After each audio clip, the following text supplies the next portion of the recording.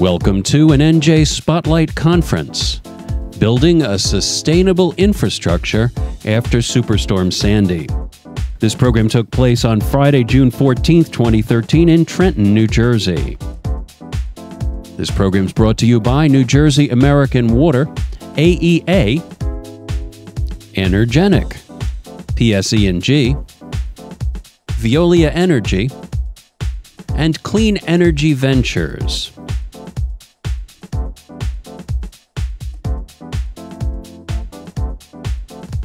In this program, Part 3, Keynote Remarks from the Honorable James Florio, former Governor of New Jersey.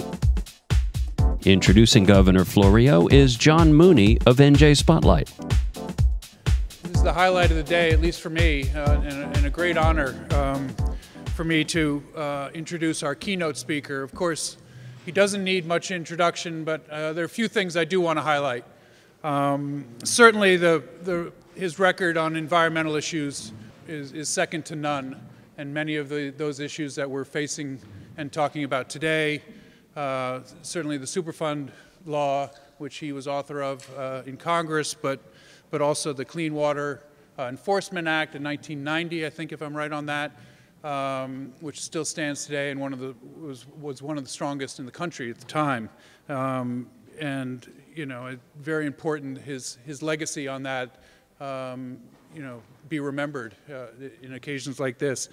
But I also personally want to speak to the courage he showed as governor and continues to. He stood for some things that weren't always popular and might have cost him a few votes. And he got things done, which, you know, that's the hard part in the business of government. I was moderator of a panel, I think it was last week, of 5 former governors, and I asked each of them to say something about another person at the table, and former Governor Tom Kean spoke about Governor Florio and talked about how he got all the things done that Tom Kean had, you know, so eloquently might have put out there as ideas, but it was Governor Florio who got much of them done. And it's not the glamorous side, but it's what makes government effective and serving the public. And I think his courage on some of the hot button topics, but also just his diligence getting them done, I think really stands for something. And I think that voice, we're hearing more and more from him, and it's a real pleasure for me to get to know him again. I covered him a little bit back when I was at the Bergen Record and the Ledger, but now I've gotten to know him actually a little bit better, and he's been out there speaking more and more, and I think the people of New Jersey really welcomed hearing from him again. So let me introduce New Jersey's 49th governor, and I might add a good friend of New Jersey Spotlight, James Florio.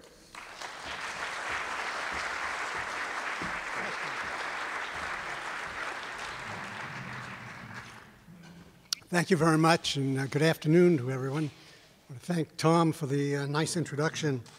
Although I have to confess, I'm a little apprehensive about nice introductions since I went to an event a couple of months ago, and I was getting an award from this group. And the fellow who was making the presentation said some very, very nice things. And he concluded by saying that Governor Florio is the very model of what a public official should be, which I thought was nice. So I went home and I told my wife. And Lucinda very pointedly reminded me, dictionary definition of model is a small replica of the real thing. So she works to try to keep me humble. Let me just say I'm a big fan of New Jersey Spotlight. I mean, I really think it's long overdue that we've had an organization like this that tries to inject some minimum degree of depth into the analysis of our public policy matters. And that's very important because the problems are becoming much more complex. And you can't fix a problem if you don't understand the problem. So being exposed to panels like we saw today is a very important part of trying to understand that whole thing. I'd like to talk to you today briefly about 3 things: about climate change, about Sandy and its impact, and about infrastructure that we heard so much about this morning. One of the few virtues of longevity is you get to remember things until you get to the point where you can't remember things. But one of the things I remember about climate change was in the administration of the first President Bush. He signed and the Senate ratified a treaty called the UN Framework Convention on Climate Change, which committed the United States, EPA particularly, to periodically report to the United Nations on the impact of global warming on the changing climate. The first report was issued in 2002. It concluded that it was a serious problem and that would very likely have a detrimental impact upon our ecosystem. It reported that temperatures in the last century had increased by 1 degree Fahrenheit, but the temperatures in this century would be projected to increase by 2 to 6.5% impact, and that impact would be detrimental to our major systems of how we operate in this country. The irony, of course, was that the second President Bush repudiated the treaty, and we have done nothing since. So much for family ties. In preparing for today, I had the occasion to go back and take a look at a speech that I gave in the late 90s at Ramapo State College on this topic. And it touched on the complexity of the issue, emphasizing how complex the issue was. I concluded that complexity and a consensus, which you have to have, is very difficult to achieve. That is to say, a consensus is essential for the governmental process, but that consensus is difficult to achieve when the subject matter is very complex. And that continues today. Climate change is a very complex issue. Nevertheless, we have to start addressing it. I think that speech also indicated for me that we've made some progress over that period of time. And the progress is made just by looking at the questions that I posed and people had asked me about. You know, is it a problem? Is it a serious problem? Did society play some role in causing the problem? Should we do anything about the problem? And what is it going to cost us? I think the progress is illustrated by the fact that all but for the last question, what it's going to cost us, the answer to all the other questions is affirmatively yes. Yes, it is a problem. Yes, it's a serious problem. Yes, we had something to do with the problem. And yes, we should do something about it. I think that's something that does indicate that we've made progress even in this relatively short period of time. Let me say as an aside, and again, this is not in any way to be critical of anything, but to say that it's commendable that we're dealing with the adaptation problems associated with climate change. What is concerning me is that we're not dealing at all with the mitigation problems. Cap and trade is off the national agenda. Nobody's talking about a carbon tax. We got ourselves out of Reggie here in New Jersey. And the problem with not dealing with the problem going forward is that we're now, adaptation-wise and trying to anticipate what's happening, we're dealing with a moving target. That is not very ideal, but nevertheless, that's the reality. I guess Sandy, and I'll talk about that for a moment, has forced us to focus on the inevitable things that are to come. Sea level rise, high heat days, changing precipitation patterns. All of those things are going to have a direct impact upon public health, the whole idea of agricultural concerns, water, quality and quantity that we heard about this morning, natural resources, and our entire economy. And all of these things are going to be affected by the changes that are occurring in our climate. I would hope that as we go forward with resiliency planning, that we would not just focus upon the Sandy impacted area. As some of us know, the South Jersey shore was luckily spared for the most part, but we can't count on that happening all the time. We also should be dealing with the Delaware River and the Hudson River inlets, the Bay areas, because they will be impacted as well, conceivably, by weather events. And actually, I would actually call upon the planners, whoever are doing these types of things and making the decisions, which I'll talk about in a few moments, should really be focusing on the whole state. The whole state is going to be subjected to extraordinary weather events in the future, beyond storm surges and hurricanes. Abnormal weather patterns are no longer abnormal. I mean, we've had 200-year storms in the last 2 years. So we can count on the fact that there's going to be some more difficulties. Over the last weekend, I heard for the first time, and maybe I've just missed it, but tornado warnings occurring for Delaware, Pennsylvania, I didn't hear one in New Jersey, but New York State. So I think it's fairly clear that the climate is evolving, and we should prepare for the worst, and we should do it on a statewide basis. With regard to infrastructure, which you heard a little bit about this morning, the problem before Sandy was there, and Sandy has compounded it. The American Society of Civil Engineers has given New Jersey a total C- on our infrastructure capability and planning. To use one example, water infrastructure, which we heard about this morning, commendably, Commissioner Martin at DEP has observed that there's a need for a new norm, as he put it, concerning water resources that entails, again, we heard this morning, $45 billion for our water resources. I think it was like something like 7 or 8 billion for drinking water and 37 billion for wastewater treatment. I think that's something that is important for us to understand. Again, reading New Jersey Spotlight this week, I saw that $30 million is being allocated by DEP and BPU through the Environmental Trust for CHP facilities at water facilities, so that we will not experience what we experienced in Sandy with the water facilities not being able to work, particularly the wastewater facilities, because there's no power. If we have CHP facilities there in a distributed generation mode, then we'll be able to continue with operations. Again, it's also interesting to see that there's almost a synergetic interaction between water and energy. We need the energy for our water process. We need water for our energy process. Same thing applies in a symbiotic relationship between telecommunications and energy. One is dependent on the other is dependent on the one that is not included in that. I guess one of the things I'd like to emphasize is that there are a couple of other related issues that have an impact upon our infrastructure as well. One is rising sea levels, which are an aspect of climate change, and its impact upon the saltwater intrusion into our aquifers. And that's something that we have to be very much concerned about. And incidentally, as the sea level increases, I've talked to a couple of geologists especially, as the sea level increases everywhere, there's a unique characteristic in New Jersey that seems to be unfocused upon. It's the fact that as the sea level goes up, our land is subsiding, and that's as a result of pumping down aquifers as a result of overdevelopment, such that literally the land is falling. So if there's a 2-foot increase in the sea level and a 1-foot drop, that means we have more of an impact from the sea level rise than other people who don't have that problem of land subsidence. Another interesting characteristic that we have to focus upon is open space preservation for watershed preservation as well. I mean, it's determined that we need probably about $250 million a year for open space acquisition so as to be able to preserve the watersheds that provide us with that vital source of resources.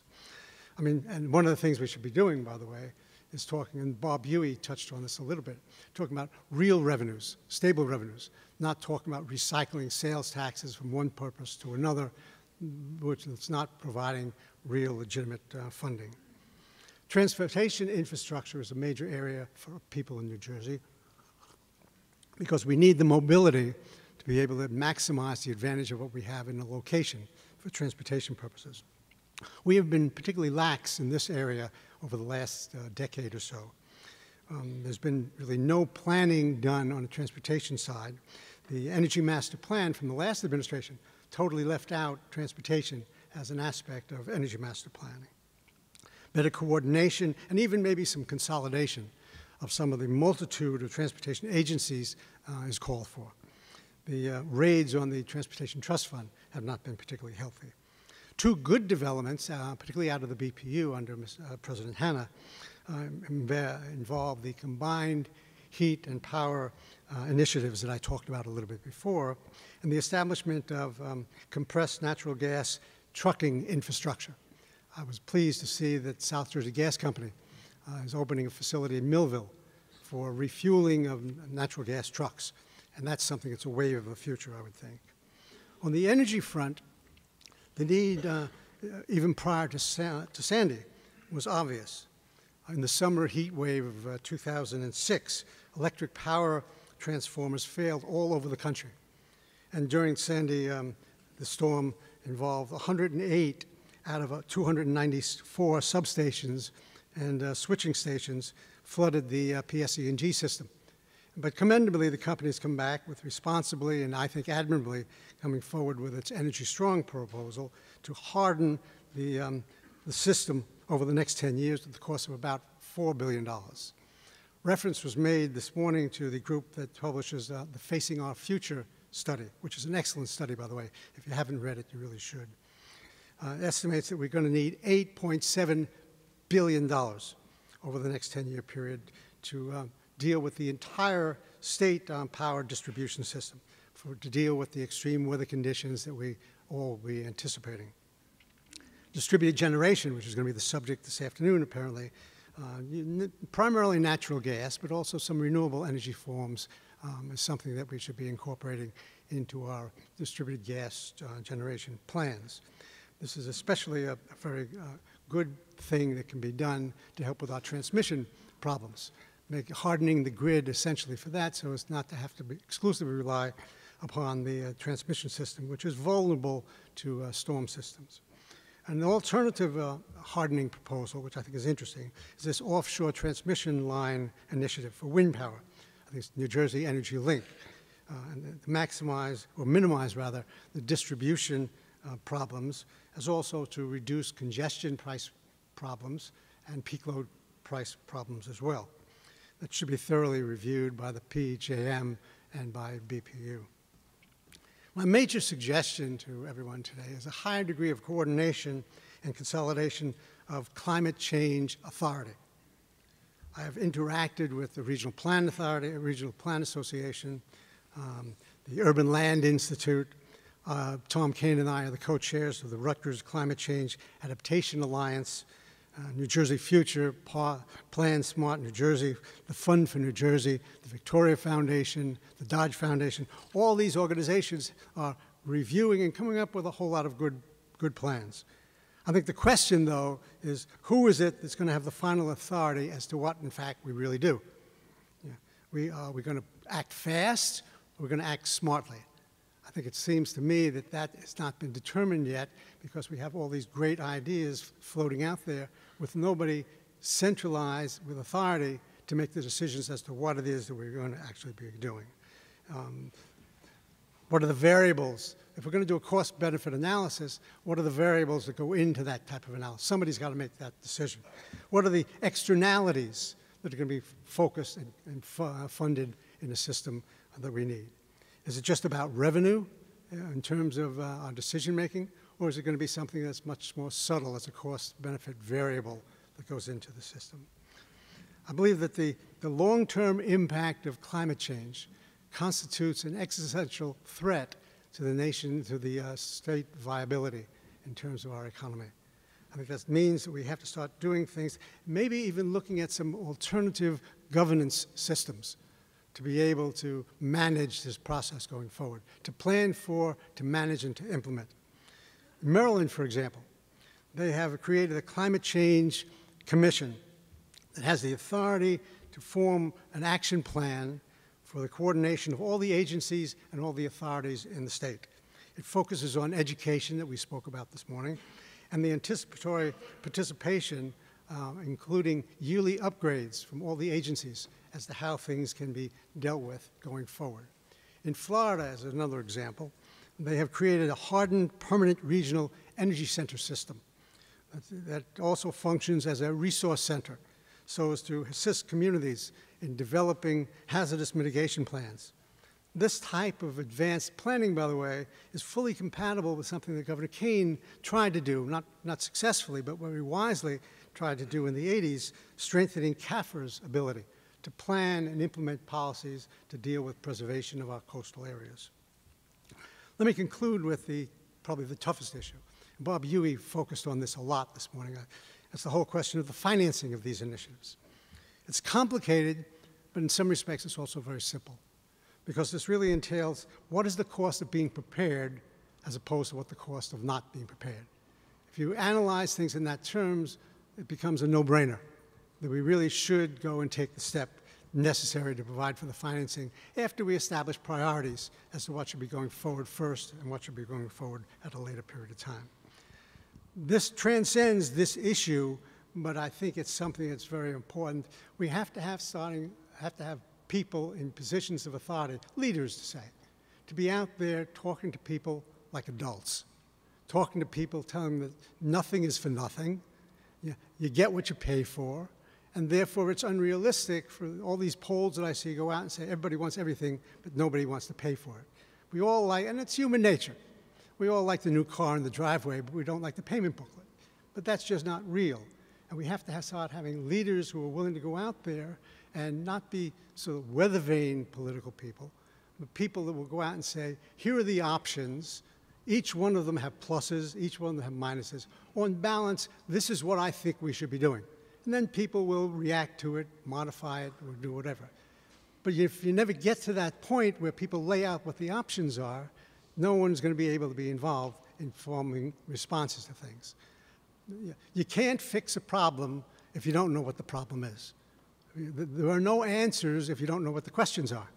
So really, we have to encourage people, encourage leaders, and it's not an easy thing because none of the answers are pleasant. It's just a matter of whether you want to lose a finger or be decapitated. So we have to start thinking about those types of choices to be made. Again, nothing is for nothing, and all of the costs, as an example, infrastructure bank proposals. All of them entail upfront money. So the question is, do you want to fund something of that sort, or do you want the alternatives to non-funding? Falling bridges, we heard Ralph today talking about the falling bridges, collapsing tunnels, leaking water mains, blackouts, brownouts. If things are presented in that way in terms of alternatives, people can ultimately be brought into a consensus as to what has to be done. If you never present those things, and political people are inclined nowadays not to want to do that, because if you go present the problem, someone wants to know, what are you going to do about the problem? And then you're entailed with a whole lot of unsatisfactory answers, some better than others. Nobody wants to really actually do that sort of thing. I would just say something I guess would be fairly controversial, but listening to all the unmet needs that we have in this country and in this state, listening to the needs around the nation as well, we don't really have a spending problem. We have a revenue problem.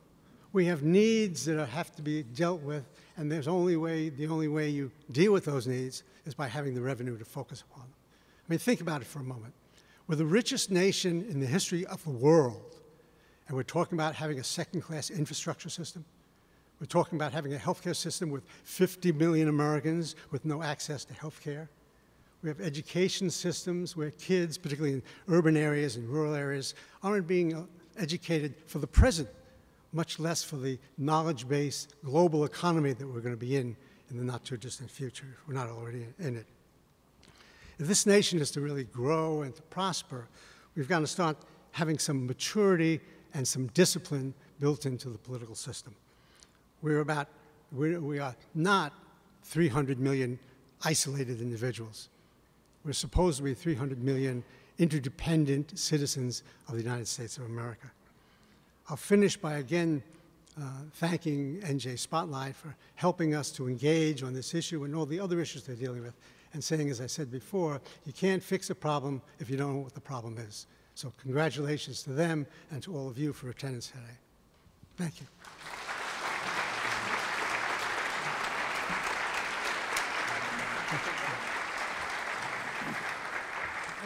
The governor has offered to take some questions from folks in the audience. Is anyone have anything they want to ask our 49th governor?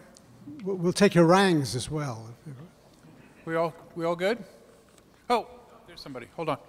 Governor, what do you think it will really take to turn the tide in terms of political will at the local level to make infrastructure expenditures? Well, traditionally in the past, what has happened is that one side or the other side or somebody else, some force, has the pendulum swing too far. And only when it gets to be too far, however that's defined, do we have a reaction to it. Again, we had, in the past, our history, we had third parties that championed the cause. The two parties generally have been sufficiently sensitive that they would pick up the cause and therefore eliminate the need for the third party. Things are changing dramatically. Even in the relatively short period of time that I've been involved in public policy, I can just see that the system has changed. The fact of money in the system is a big factor in changing it. And one of my pet peeves are the political consultants who are out there consulting and assisting campaigns to be able to win the campaign. without appreciating the fact that the tactics needed to win the campaign preclude governing.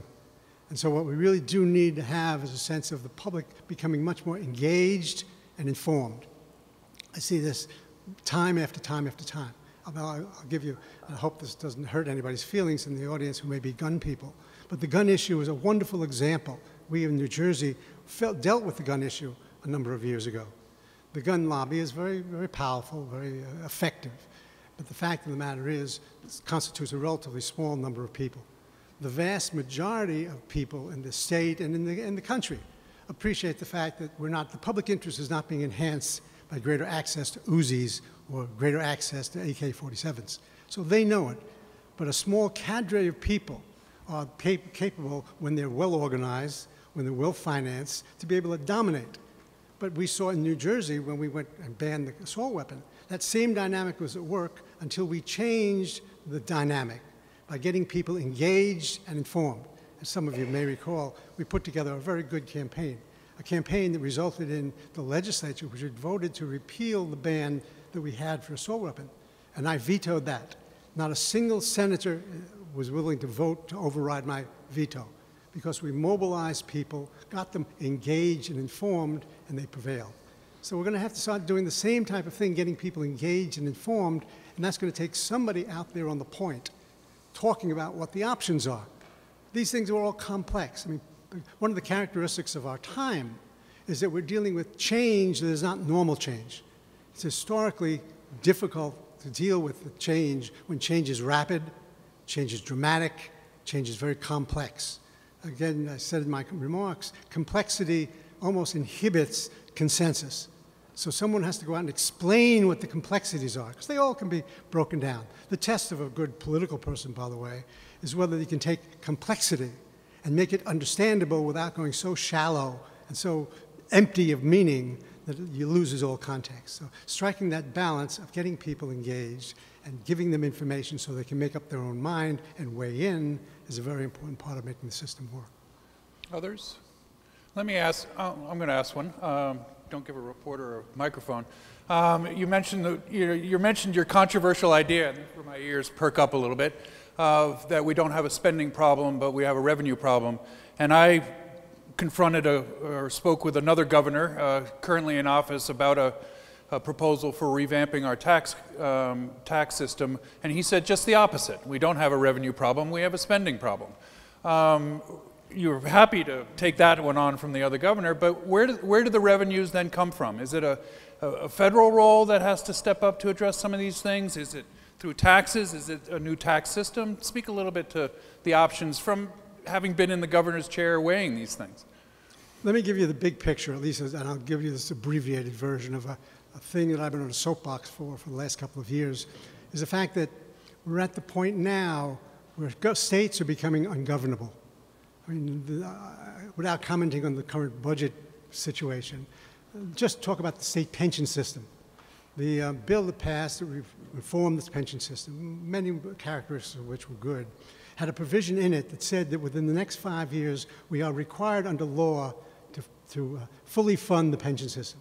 This year, as I understand it, we're going to have $1.6 billion put into the budget so as to deal with this year's pension system requirement.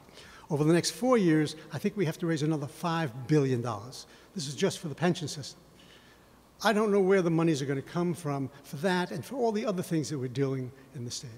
I conclude that in the period of no more than 5 or 6 years, the governors of all 50 states will virtually, literally have to go to the president, whoever that is at that point, and say, here are the keys to the State House. We can't manage the state operations under the current fiscal situation that we have. You know, one state makes a good move in terms of fiscal sanity, they find themselves at a competitive disadvantage to the adjacent states. So I just don't think the capability is there, and so we're going to be moving more towards the federal government dealing with monies being provided back to the states. The question then is, where does the federal government get the money? And I'm not sure what it is, evaluated tax, carbon tax, BTU tax, whatever it's going to be. The political support will come from the people in the states who say that we can't make it anymore. We won't call it a bailout, we'll call it revenue sharing. we're going to have revenue sharing from the federal level where you can have a much more equitable, broad-based tax system than you can relying upon local property taxes or whatever it is that people are relying upon now. So I suspect we're going to see a fundamental change over the relatively interim period of the next 5 or 10 years on funding of systems. Governor, this is Lee Keogh, a managing editor of NJ Spotlight. And yesterday I was at a meeting of some planners, sustainable energy, the Dodge Foundation, some foundations that really are trying to come up with a way to engage the public in dealing with our problems after Sandy. And we were talking with WHYY, WNYC, and ourselves about doing some public events and how do we get some consensus in this area. And really, it was one of those things where you put things on boards and everybody, comes up with ideas. But the one sticking point, besides the present government we have right now, seemed to me home rule. I mean, home rule, even down in Ocean and Monmouth County, and even the people that were there were saying that they wanted some kind of regionalization and some regional planning to deal with the problem, but they did not see any alternative to the entrenched home rule in New Jersey. What do you say to that? I think the economics are going to change that. It's already starting to happen. You have Princeton's coming together. Down in Camden County, you're having a county police department because it makes more sense. And again, I'll pay a tribute to the governor now, Governor Christie, because he has commendably changed the way you look at more consolidation and cooperation and regionalization. All the governors, myself included, in recent history, have all tried to encourage that sort of consolidation, overcoming the home rule factor by carrots. This governor, again, commendably in some people's minds, others are not, is using the stick. The fact of budget caps, all the other problems, cutting state aid back to the municipalities, to the school districts, and things of that sort, that's putting pain on the local people. The pain on the local people seems to be working much more effectively than the carrots being offered to people to have this greater facilitation. But I think to the degree that people see that the inefficiency of some degree of home rule is costing them dramatically, and to the degree that you have leaders out there who talk about that and say, well, we can save money by having costs of government shared or consolidations and things of that sort, I think that'll move us in a direction that will be a little bit better. Or things to deal exactly with Sandy down at the shore or places like that. There's been no, it's been basically rejected out of hand by many people, not just the governor, but by some people down at the shore. I mean, well, can we solve these problems without, a regionalization of addressing them on a regional basis? I made reference in my remarks to Governor Kane in the 80s, attempting to have much more authority, planning authority, implementation authority in CAFRA. He was not successful. But I think, again, to the degree that we're talking about a business-like corporate cost-benefit analysis being done for things, if you do that, there's no question about the fact that in certain circumstances, regionalization is much more cost-effective. I mean, I'm from Camden County originally, and had 37 municipalities, each with a local health department. They, a number of years ago, regionalized it, county health department, 4 or 5 strategically placed departments, much better service, much less cost. So common sense dictates that. But we have this romantic affiliation with home rule, which I can understand in some instances. But the fact of the matter is, economics is going to force us to look at that system, and I suspect it will change. I think we have time for one more. Thank you. I'm Diane Sayre, and I've been a collaborator of Lyndon LaRouche for many years. In the last 3, we have been in a huge mobilization to get the separation of the banks, formerly known as the Glass-Steagall Act, reinstated. And it is really distressing to hear about relatively small amounts of funding needed for infrastructure when you know that every month right now quantitative easing is $85 billion. Or according to Neil Borofsky, the former TARP Inspector General, the total amount of bailouts is somewhere over $23 trillion. This is money that there is virtually no return on except for hyperinflation. And there now are bills both in the House of Representatives and the Senate, just introduced by Tom Harkin in the Senate, to reinstate this crucial piece of bank legislation. And you have even people like David Stockman, Reagan's Office of Management and Budget Director, who deregulated virtually everything, but says that we need Glass-Steagall back. So my first question to you is, one, would you support the reinstatement of Glass-Steagall? And two, what can be done by state officials, the state legislature, the associations of governors, and so on, to pressure the Congress, who are clearly under massive pressure? We've counted about $330 million spent in lobbying explicitly to prevent Glass-Steagall from being reinstated. Well, the Glass-Steagall Act is dealing with banking and financial services, so I'm not really sure what. But the answer to the question is that I didn't think we should have repealed Glass-Steagall. Glass-Steagall is the law that says, it was passed in the Depression era, said you can't have commercial banking and investment banking put together. We repealed it for whatever reasons, because the reason for the bill in the first place was because of that consolidation of those two functions. We resulted in a whole lot of fiscal mismanagement, because you didn't want the one group intruding into the other group. We repealed it. We probably shouldn't have repealed it, but it was part of the deregulation mania that was prevailing in the 80s and the 90s. But in that instance, we now have the problems associated with Glass-Steagall being repealed. I mean, it's just one of the big problems we have across the board is that with the changing times are changing so rapidly that it's outpacing in area after area our capability of dealing with the consequences of those changing times. And therefore, we're attempting to almost put the wrong tool to use for a purpose, because we picked out the wrong tools. And doing that has resulted in the fact of frustration and a whole lot of alienation. So I think it's clear that the changes in the times are not effective. And the financial services area is a wonderful example of that sort of thing. We had a near fiscal meltdown in 2008. Yeah. We should not have been surprised, because most of our laws are from the Depression era in financial services.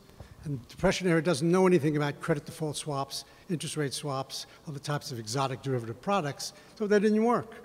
Belatedly, we've tried to adapt to bring a higher degree of transparency, which will go a long way to deal with the problem we've talked about, and a higher degree of regulations, capital requirements. So there are lots of things we should be doing that we're learning about only after the problem surfaces. All right. Well, I'd like to thank the governor again. Real pleasure. We hope you enjoyed this program. For more information, visit njspotlight.com. We produced this program in the studios of Lubetkin Global Communications in Cherry Hill, New Jersey, on the web at lubetkin.net. For everyone at NJ Spotlight, this is Steve Lubetkin. Thank you for joining us, and take good care. NJ Spotlight, where issues matter.